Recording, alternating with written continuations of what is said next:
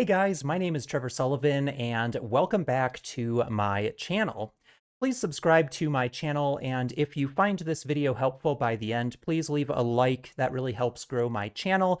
And please also consider sharing a link to this video or playlist or the channel itself with your coworkers, friends, and family. So what we're going to be talking about in this video is an open source utility. And I love developer tools. They help make developers' lives easier. It helps automation. It helps efficiency, streamlining things. And the Vagrant utility is a open source utility from a company called HashiCorp. And HashiCorp actually makes a bunch of other open source utilities that developers and DevOps engineers and really all sorts of IT roles can benefit from. But Vagrant is one of those utilities that just up until the last day or so, I haven't really had an opportunity to explore in too much depth. One of the really cool things about Vagrant is that it really helps you around building automated environments around virtual machines. So if you want to spin up a Linux or a Windows virtual machine so that you can write or test software on that virtual environment and then be able to destroy it and recreate that environment very rapidly, then Vagrant is the tool for you. Unfortunately, over the years, there has been actually new tooling that has kind of replaced some of the capabilities of Vagrant.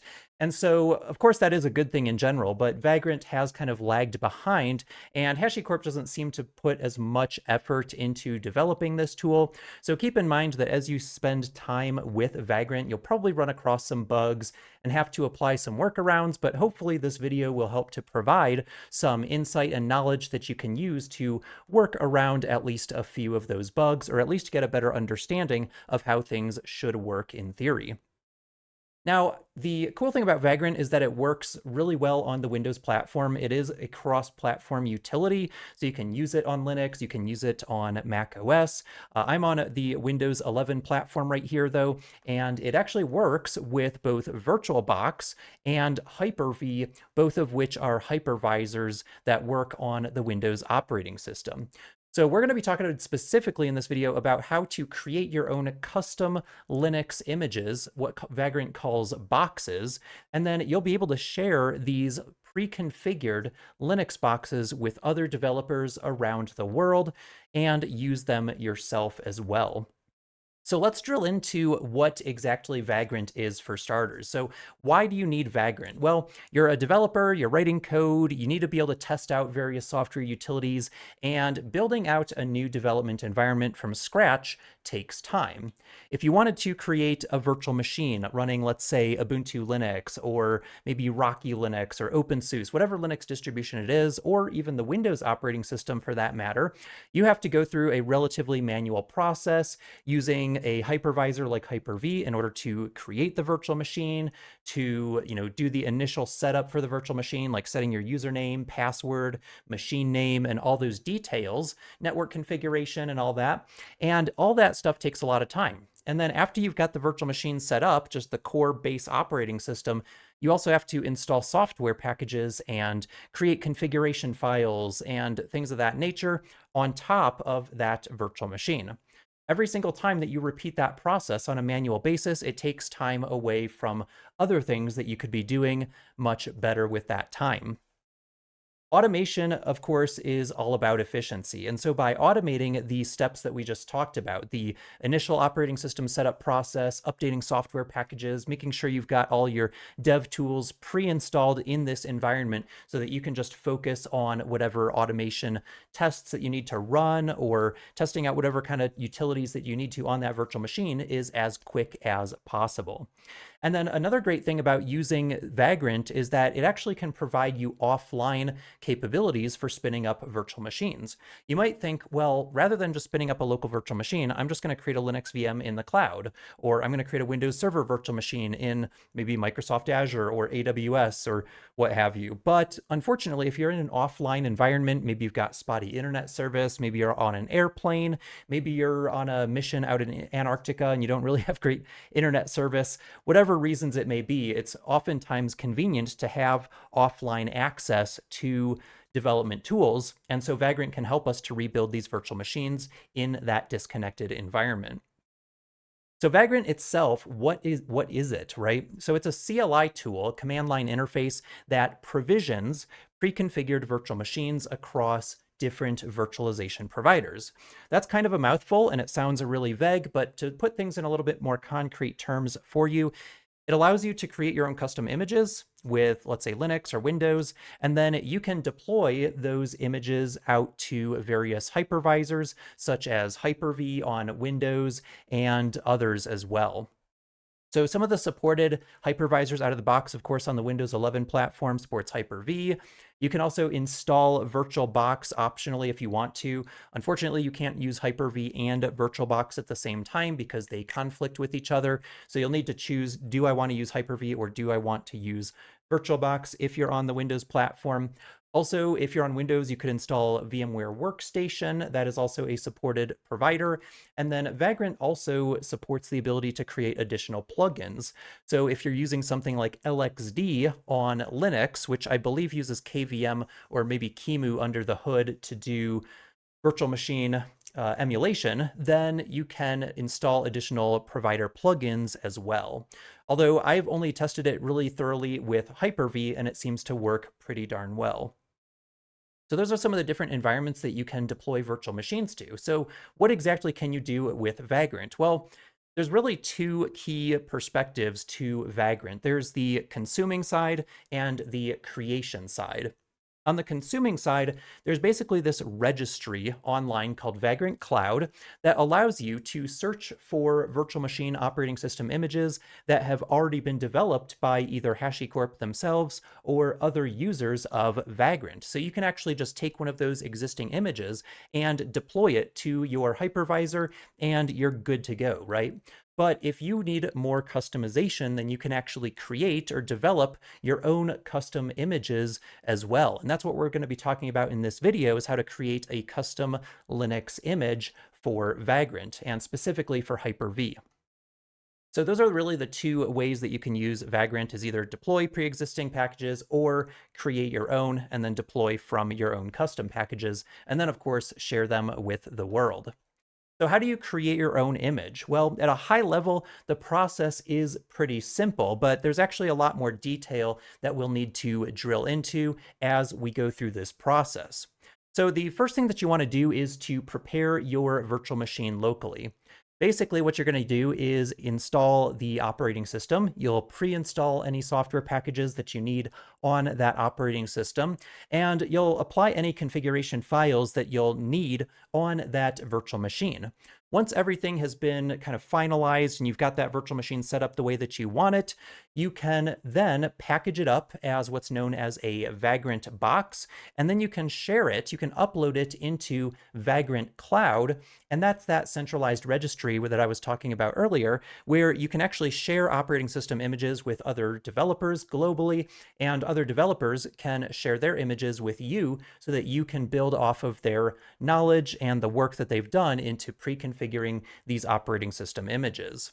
Now, keep in mind that from a security perspective, you don't want to just trust any image out there. It's very possible that somebody could maliciously create and share a Vagrant box that has malicious software installed and has malware that could maybe have a Trojan horse or other kinds of damage to your network. So you want to be cautious about who you trust with Vagrant boxes. But if you're just creating your own custom images and sharing them with other developers, then of course you have full control over the development process.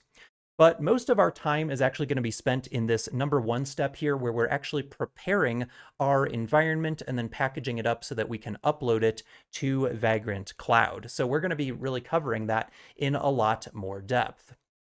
All right, so it's time for us to kind of apply this knowledge and put it into practice. And I always encourage people to spend some hands-on time with these utilities. Don't just take my word for it. Don't just watch this video and call it a day. I'd really encourage you to actually go through and use Vagrant yourself and try to create your own custom image so that you can then tweak it based on your specific requirements as you go forward. So what we're going to do now is actually take a look at how to build your own Vagrant environment.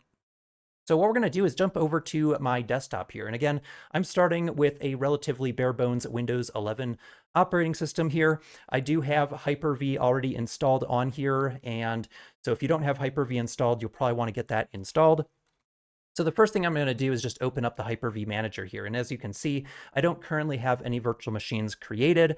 So the first thing that we need to do in order to create a Vagrant environment or a Vagrant box is to create a virtual machine and apply some customizations. Now, something else you're going to want to keep in your back pocket as well is the documentation for Vagrant. And you also need to get Vagrant installed onto your dev system. So if you head over to the HashiCorp Vagrant website here, it's at vagrantup.com, vagrantup.com, and they have a GitHub link right over here. This will take you to their open source page on GitHub. As you can see, it's a very popular utility with over 25,000 stars, and it has been updated as recently as yesterday. The latest release was actually a couple of weeks ago, but as I said, it is still a little bit buggy, and development seems to have slowed compared to some other more modern utilities that focus on containers and serverless and cloud stuff and all that kind of stuff. But we're going to be focusing on Vagrant here because it is actually a really powerful tool. They also have really good documentation over here. Pretty much all the HashiCorp utilities out there have a really good documentation for them. And if you head over to providers right here, in the Vagrant docs, you can actually see that we've got VirtualBox, we've got VMware Workstation support, and we have Hyper-V as well. So Hyper-V is definitely a supported provider here for Vagrant, and so we can take an existing Hyper-V virtual machine, package it up into a box or an image, and then share it with other users in Vagrant Cloud. If you're in the documentation for Vagrant here, you can actually see there's a link directly to Vagrant Cloud right up here. Let's take a look at what Vagrant Cloud looks like. So we're going to actually head out to Google here and just do a search for Vagrant Cloud. And this is a place where you can search for other images that have already been created. So if I wanted something like Ubuntu Lunar Lobster, I could just do a search for Lunar here and see if anybody has created a Lunar Lobster image. And it looks like there are a couple here. So there's one down here for ARM64 based devices, which I'm not using. I'm on a AMD 64, Intel 64-bit compatible system here. We could also just search for Ubuntu a little bit more generically here and see what kinds of images are available. And as you can see, there are these generic images down here. Let's just go to the next page and see if there's any others. There's a whole bunch of different images here. And again, you really just have to kind of explore these and see who you think you can trust or not trust. But this is basically the environment that other users will be able to search and find your custom image that you upload into Vagrant Cloud. You don't have to share your image on Vagrant Cloud if you don't want to, but it makes it a really nice central location so that if you want to deploy another instance of your image, you can just grab it from Vagrant Cloud. If you want private images that are not publicly accessible but still hosted on Vagrant Cloud, they do have a pricing model for that. But if you're in the free tier down here, you can only have public boxes. You can't set your images to be private so that other users can't see them. So just keep that in mind as you're working with Vagrant Cloud. But in any case, let's head back to the initial setup process. Back here in our Hyper-V Manager, we're going to create a new virtual machine. And this is going to be the virtual machine that we end up packaging up after we customize it in Vagrant. So what we're going to do is just give this a name like Vagrant Ubuntu 01 for now. And I'll choose to store it in a custom location here. I'm going to go under my documents directory right here and plug it in there. And I'll create it as a Generation 2 virtual machine here because that has support for newer features like UEFI firmware and stuff. And then you're also going to want to choose a virtual switch here. And by default in the Windows operating system, when you install Hyper-V, there isn't an external virtual switch that connects your VMs directly to your network. So I generally recommend going into your Hyper-V Manager and creating an external virtual switch. So I'm going to choose my external one that I've already created that's bound to my Wi-Fi adapter, so that my VM can get direct access to the internet. So down here for the hard disk, I'm just going to leave the default size for now, 127 gigs. It is thinly provisioned, so it's not necessarily going to consume the full amount of 127 gigs on my physical disk, but it will allow it to expand over time to that size if I install additional software. We also want to install an operating system here, and you can choose whatever kind of Linux distribution you want, but I am using one here called Ubuntu Studio, and this is a really nice Linux distribution. It's based on Ubuntu, as the name implies here, and I believe it's officially supported by the Ubuntu team or something like that. I know it's kind of been adopted into the Ubuntu family, but this is a really nice OS. It has a bunch of pre-installed software that you'll use for document creation or content creation, whatever, that kind of thing. It's got Blender pre-installed, I think, if you're doing 3D types of work. But I really like this operating system. It uses KDE Plasma as its desktop environment. So I really like to work with this. And I'm going to use the LTS version, the long-term support version, rather than the short-term support version, which is currently the latest release is Lunar Lobster. So I'm going to stick with the long-term support version that's supported for 5 years at a time. And I've already downloaded the ISO to install this. So I'm just going to browse and grab the Ubuntu Studio ISO right here. And we're going to install this onto the virtual machine here. Because we're running Linux though, and not the Windows operating system, we are going to have to do some customization to the VM config before we get started and actually launch the VM. So right click on the VM and go to settings. The first thing we want to do is disable secure boot here, because Linux doesn't support secure boot as far as I know, or at least if you try to boot it, it will not boot correctly. The other thing we want to do is to disable checkpoints. And when you're using Vagrant, this is a really important thing, because if you have checkpoints enabled and you try to package up your custom Linux operating system image down the road, you will probably run into an error saying that checkpoints are missing or something like that. I know I ran into that myself when I attempted to package up a virtual machine with checkpoints enabled. So make sure that you disable that before you get too far ahead. I'm also going to bump down my virtual CPUs just down to 4 right here. That should be plenty. And as far as the boot process goes, I'm just going to make sure that my DVD drive, virtual DVD drive that's mounted, that ISO image is the first entry in that boot list. And so yeah, we should be good to go there. So let's go ahead and right click and say connect. That'll bring up the virtual machine connection, and we'll start our virtual machine. Now you can see it immediately boots up onto the ISO because the hard disk doesn't have any bootable environment, nor does the Pixie environment. I don't have a Pixie server currently set up on my network. And so we're basically just going to launch into a live environment with Ubuntu Studio. So when you boot up on the ISO, it just launches you directly into a desktop environment that's ephemeral, temporary in nature. And so there's a link on the desktop that you can use to install Ubuntu Studio. So I'm just going to choose all the options here that are appropriate to me. I'm going to choose my time zone, keyboard layout. I'm going to choose to just erase the disk because, of course, we don't have anything on the disk yet. And when you get to the user setup here, you're going to want to add a Vagrant user. I'm going to call this maybe Vagrant-source. And I'm going to set a really basic password, something like Vagrant123, Vagrant123. And that is because, let me plug in my username here, Vagrant.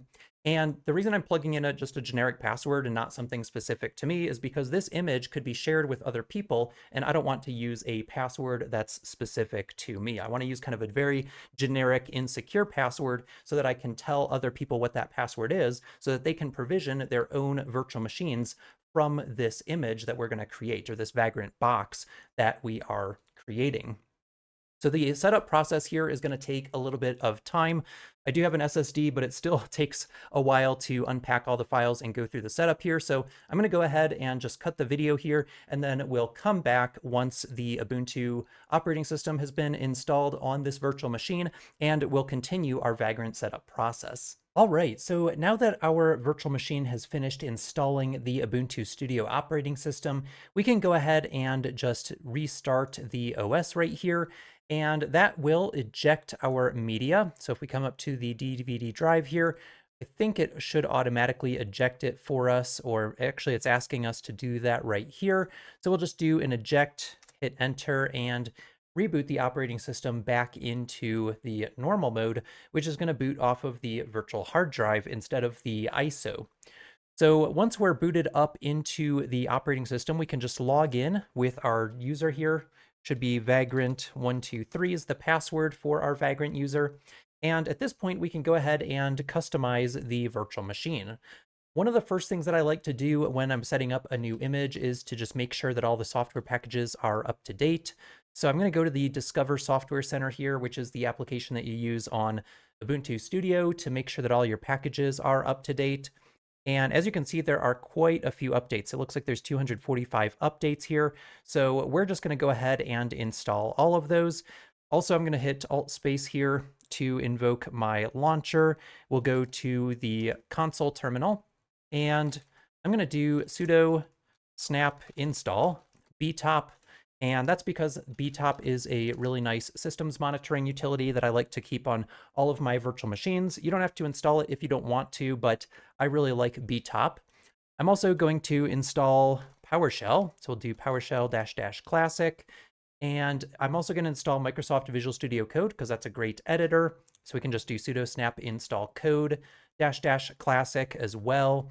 And then if there's any other utilities that you want to install, feel free to do that. We'll just get a few things installed here: btop, PowerShell, and Visual Studio Code. And then there's, beyond the updates that are going to get installed, there's a couple of other packages that we'll want to install. One of those is going to be the OpenSSH server, because Vagrant uses SSH to communicate with the virtual machine.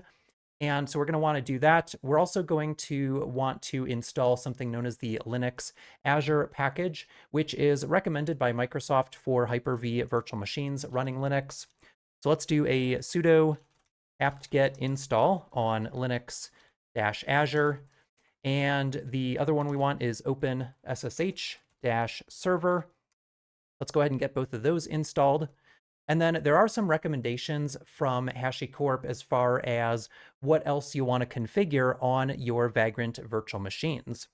So to find that, we're just going to search for how to create a base box.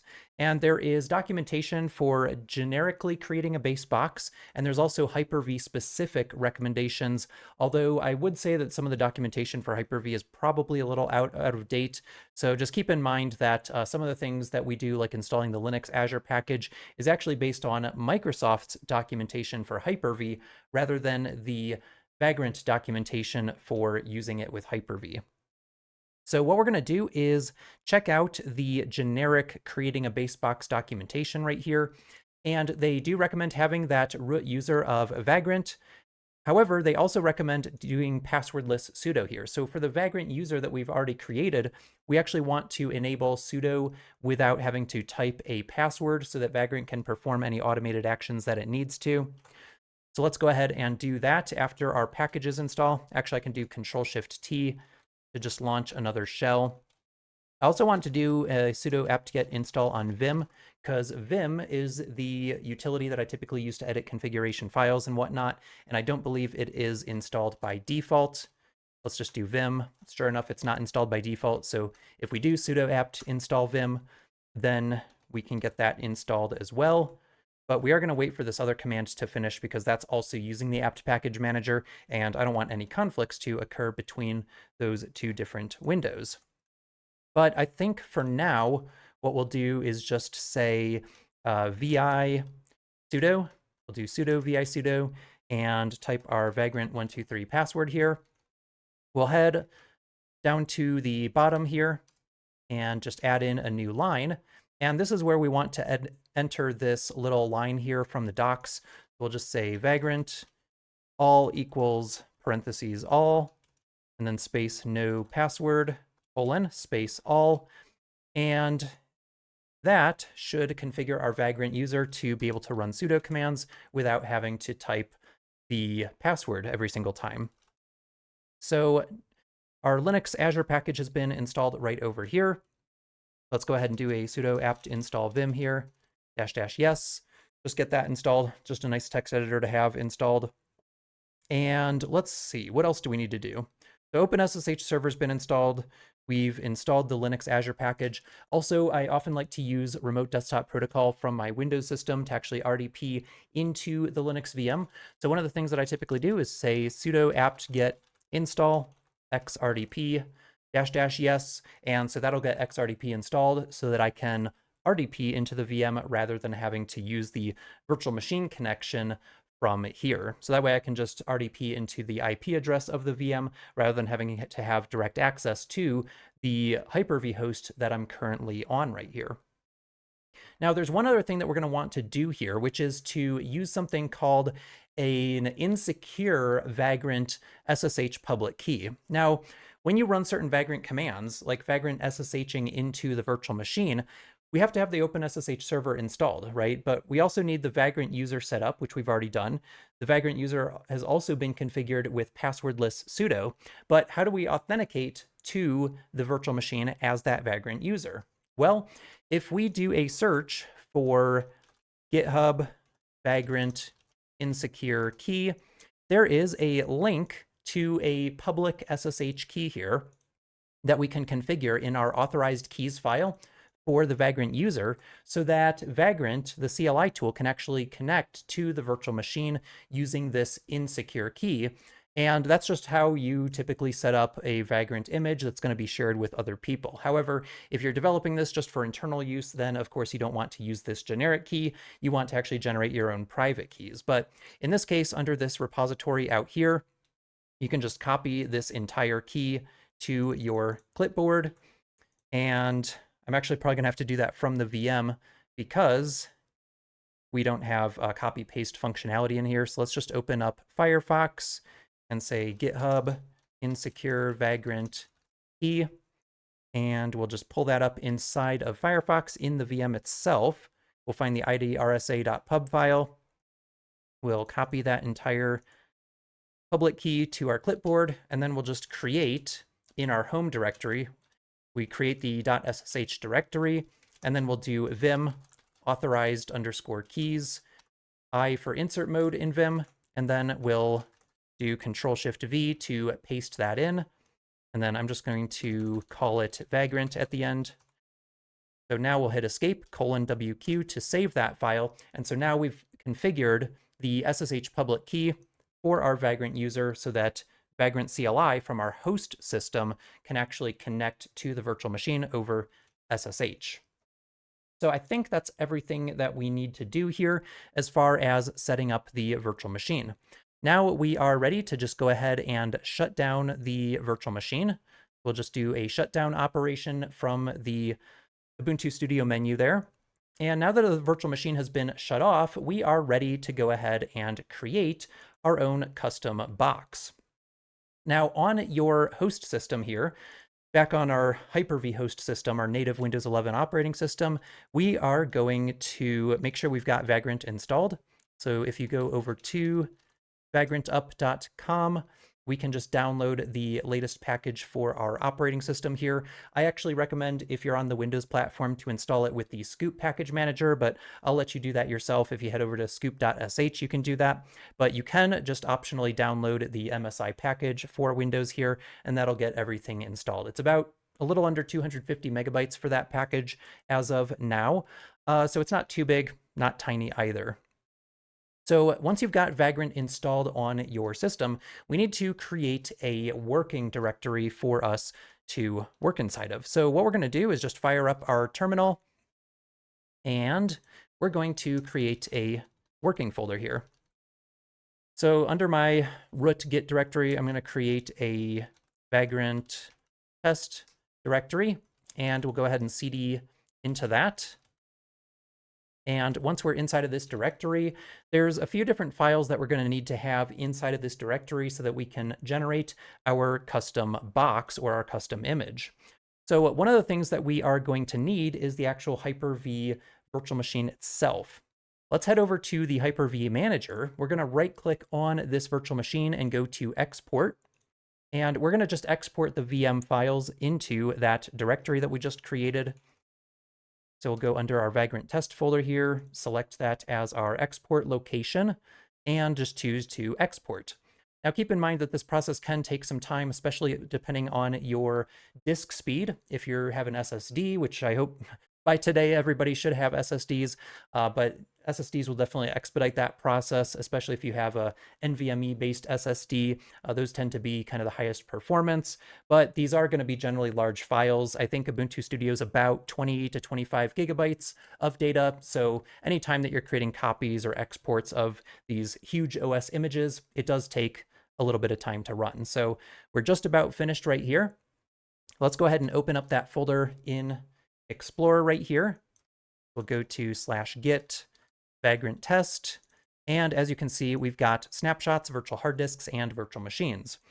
So we can actually discard the snapshots directory there. If you take a look at the documentation for Vagrant, they actually tell you that the snapshots folder is explicitly not required in here.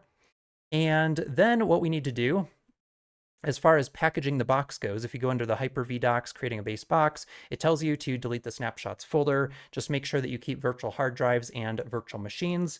And then we also need to create this file called the metadata.json file. And what this does is it basically tells Vagrant which provider or which hypervisor it is that you're going to be using. Now, the base configuration for that file is actually pretty simple. Basically, all you need to do is create a file with a JSON structure that has a property called provider and set it to Hyper-V with no dash. Let's go ahead and do that over in our project directory. I'll just do vim. I've got vim installed on Windows with Scoop as well. And so I'm just going to say vim metadata.json, and we'll say open curly brace provider is Hyper-V. All right, and then you're also going to want tar installed. So I've got tar installed, I think with the BusyBox package for Scoop. I don't think tar is going to be installed natively on the Windows operating system. So if you try to run tar and it's not installed, I think if you install the BusyBox utilities, or there might actually be a separate tar package that you can install, just head over to the scoop.sh website and locate the appropriate package for that. But I've got tar installed here, and we're going to basically just package this up as a box file. So with those two files ready to go, I think that is all we're going to need. All right, so what we're going to do now before we package this up is we are going to actually move the subdirectories under the Vagrant virtual machine export into the root directory next to the metadata.json. So if we do ls Vagrant Ubuntu 01, you can see we've got virtual hard disks and virtual machines. We just need to move those up one level. So let's go ahead and say move item /Vagrant and then v star up to the current directory, which we'll just denote with a period. So now if we do an ls or GCI get child item in PowerShell, we should see that virtual hard disks and virtual machines has now been moved to the root. And we shouldn't have anything in that export directory, so we can actually just go ahead and get rid of that with remove item vagrant-recurse-force. All right, so now this is everything that we should have in our directory here. So what we want to do is to go ahead and just package this up, and they actually tell us the command we can use, which is tar cvzf, specify the path to the newly created box file, and then specify the path to the source files for our project, which we have right here in this directory. So I'm going to go ahead and put the box file that's getting generated in the parent directory, so up into the Git directory. We'll say tar cvzf, and we'll do .. to go up one level, and just call this trevor.box. And we'll say /star to grab everything from the current directory and stick that into this archive file. So once again, we are taking the entire hard disk and we are packaging that up into this archive file. So again, this is going to take some time because we're not just copying the file again, but we're actually compressing it into an archive. And as you can see, we've got this trevor.box file that's being created, and it's increasing in size slowly as the compression process takes effect. So all of this, including our virtual hard drive, which is about 19 gigabytes, it looks like, is going to get packaged up into this archive file. And then that archive file becomes the box that we can then deploy a new virtual machine from. And all of the software that we installed and any configuration that we did on that Linux virtual machine will already be done. The only thing that I think I forgot to do was to actually upgrade all of the built-in packages, but that would take a long time to do because there were like 245 different packages. And so to customize things, I just kind of installed a few packages that I know I personally need, and feel free to go through the effort of doing the full upgrade of all your built-in packages on your own. So we'll wait for this tar process to complete here, and then we will test out the box to make sure that it works locally before we attempt to upload it into Vagrant Cloud. So I'm going to go ahead and pause the video again while this tar archive process completes. All right, so now we've got our tar archive containing our custom box that we created in Hyper-V. Now what we need to do is test this out to make sure that we can actually deploy a virtual machine by using this custom box. So what we need to do for starters is to get Vagrant installed so that we can run it. As you can see, if I just run Vagrant right here, I've already got it installed. So hopefully earlier you downloaded the appropriate package for Vagrant. And then there's a box subcommand here that you can use to add boxes from a local box file that you have already created an archive for. So all we need to do is go into the Vagrant box context, and there's some subcommands that'll help you to manage the boxes. So basically what you're doing is you're registering a image or a box with your local instance of the Vagrant CLI so that you can then provision virtual machines from that box. So as you can see right here, there's an add command under the box. So we'll say Vagrant box add, and then take a look at the help for that as well. And what we need to do is pass in our box file. Let's take a look at the input arguments right here. So we can pass in a name, a URL, or a path that we want to add. In this case, we have a local path to a file on our file system containing this custom box. And then if we take a look at some of these parameters, there's this provider parameter that allows us to specify which Vagrant provider this particular box is supposed to work with. Of course, in this case, it's going to be Hyper-V because we created this image specifically for that platform. So let's go ahead and do a Vagrant box add. We'll specify the -- provider Hyper-V, and then we'll specify the path to our box file. So we'll say //starbox and tab complete that. So we get trevor.box, and then it's probably going to prompt us for a name as well. So let's try to add that. And sure enough, it says, hey, go ahead and just add the name parameter. So I'll plug in -- name before the path and say, let's just call it Trevor01 and hit enter. And that should basically unpack this box file into our Vagrant working directory. Now, Vagrant, when you add a box onto your Vagrant instance, it actually registers that box under a special directory in your home folder. Let's fire up the Windows Explorer here and go into our home folder here. And if you take a look, there's actually this directory. It's a hidden directory that starts with a period, but it's called .vagrant.d. And if we open that up and then take a look at the boxes here, in just a few moments after the box finishes unpacking, we should see that new box called Trevor01 show up in this list. Now there is a temp directory here, so we can actually see what is going on. So this temp directory is basically where Vagrant is temporarily storing the extracted files from this box that we're importing. So we just went through this whole process where we exported the virtual machine. We then created an archive file from that image, and now we're actually decompressing that archive back into a standard box. So now you can see our terminal has returned. It says successfully added the box config, successfully basically added a custom image to our registry here. If we go back to .vagrantd/boxes, you can now see we've got a Trevor01 directory right here, and this contains the files for our custom box here. Now we can go ahead and start to create Vagrant virtual machines or Vagrant infrastructure from this custom box. So how do we do that? Well, we're going to create what's known as a Vagrant file. And the Vagrant file is how you declare the virtual machines that you want to provision with your custom box. So what we're going to do is just create a new working directory here. Let's just do machines maybe, and then we'll cd into machines. And if we take a look at the Vagrant command here again, there is actually a subcommand that allows us to initialize a new Vagrant file. It's just called init, and that will just generate a new generic Vagrant files that we can then customize.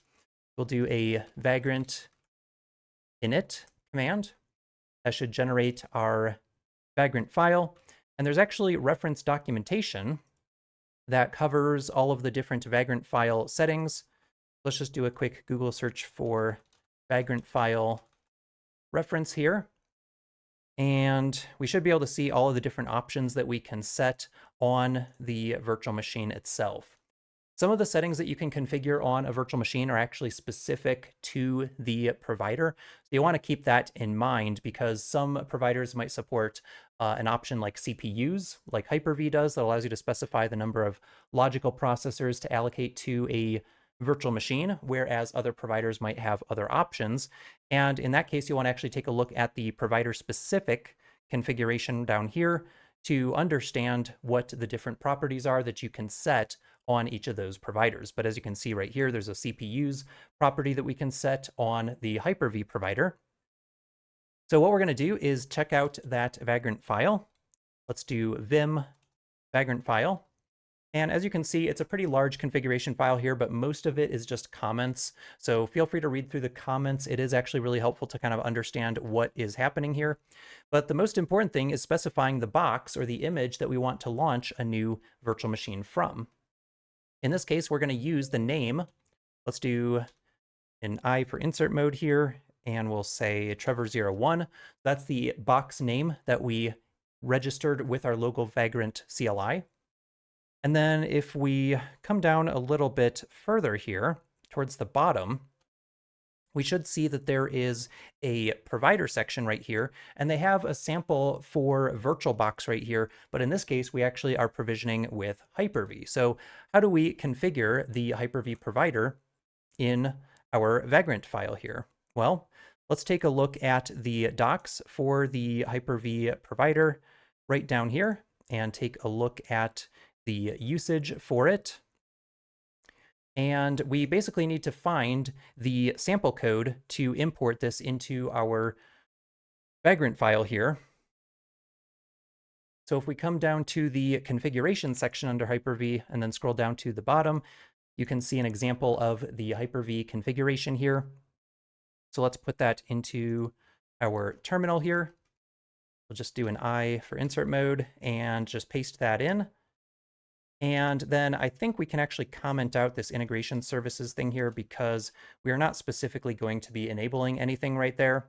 But then any Hyper-V specific properties that we want to set on the virtual machine, we can do right under this provider configuration. So of course, there's a whole bunch of options that we have right up here, like the CPUs option. So let's specify this CPUs option right here and check that out. So we'll do CPUs, or actually h.cpus equals 4. And we know it needs to be a whole number because it says that CPUs is an integer right here. So that should specify the number of virtual CPUs that we have. We'll go ahead and save our config file here. And now we want to actually deploy the virtual machine from our custom box. So we'll do a Vagrant command and say Vagrant up. And you also want to use the sudo command here if you're not running PowerShell as administrator. You could launch a PowerShell as administrator, and then you would see PowerShell prefixed with administrator up here. But if you install the sudo application with the Scoop package manager, you can actually just specify sudo ahead of time, and that will prompt you for the elevation, and then it should go ahead and create a new virtual machine in Hyper-V from this custom box that we've created. So in order to monitor for success, we can just head back over to Hyper-V, and in just a few moments, we should see a new virtual machine pop up with the custom image that we have created. Right over here, it says creating and registering. and we'll just wait for it to finish that registration process. As you can see, a new one is coming online right here. And then it's going to prompt us, well, which virtual switch do you want to connect it to? And in this case, I'm going to connect it to my external virtual switch that's connected directly to my network. And so it's going to configure that. And now it's starting the virtual machine. As you can see right over here, it is starting. And if we take a look at the settings for this machine, we should see the number of virtual CPUs set to 4 because that's what we specified in our Vagrant file. And sure enough, it says under processor for virtual processors. You could also add other configuration options as well. And generally, you're going to get an error down here. There's some kind of bug in Vagrant where it doesn't report the IP address of the virtual machine from the Linux virtual machine. But you can see that this virtual machine is actually up and running because there's a screenshot of it right down here. So let's right click and do connect. And sure enough, there we go. We've got a brand new virtual machine. Let's go ahead and test it out and log into it with our Vagrant123 password.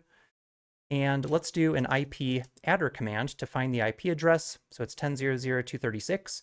And because we installed XRDP, I should be able to RDP directly into that IP address from any other machine that's on my network.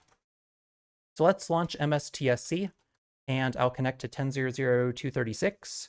And sure enough, just like that, we are able to connect. Now, due to the way the window management works in Linux here, we need to actually log out of the VMRC tool here. So we'll do a logout. And then once that is freed up, we should be able to log in from the RDP session here. Let's plug in our Vagrant username and Vagrant123 password. Sorry, that's kind of small there. I'm just on a high resolution screen here, and so generally it renders it pretty small, but there we go. Now we are using a native RDP connection to get onto our virtual machine. Now, if you're on a 4K screen like I am, then just do Alt Space and go into the display configuration. Just do a search for display configuration, and then you can bump the scaling to 200%. And then after you restart your system, things should look a lot better. But regardless, we've kind of tested out the configuration of that virtual machine. We can see that we were able to launch from our custom box. And the only thing that we have to worry about at this point is getting back onto that virtual machine and continuing to customize it to our heart's content.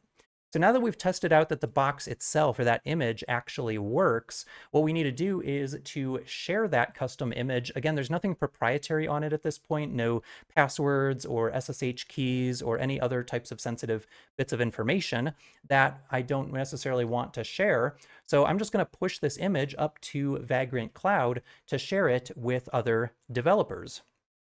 So what we'll do is head over to Vagrant Cloud. Let's just do a search for Vagrant Cloud right here. And it's over at app.vagrantup.com. And then you can create an account right here on VagrantUp, and you can register. And I've already got a registration right here. So let me go ahead and plug in my credentials. And then I'll hit sign in here. And then we need to create a new Vagrant box. It'll go under your username right here. And we'll just give it a name like Trevor01. Of course, I can't make it private because I don't have a paid account, but then I'll just give it a short description like Ubuntu Studio 22.04 LTS with XRDP, Linux, Azure, package, VS Code, PowerShell, and VTop. Of course, any additional customizations that you create on your image, you can go ahead and plug in to that description field. Once you've got the box itself defined, which is called Trevor01 under my Trevor Sullivan username, you can create a new version of the box. And I like to use date-based versioning. So I'd do something like 2023.06, for example, and say this is the June release of this box. And then we'll just hit create version. And then once the version has been created, we can add a new provider and say, I'm going to configure the Hyper-V provider right here.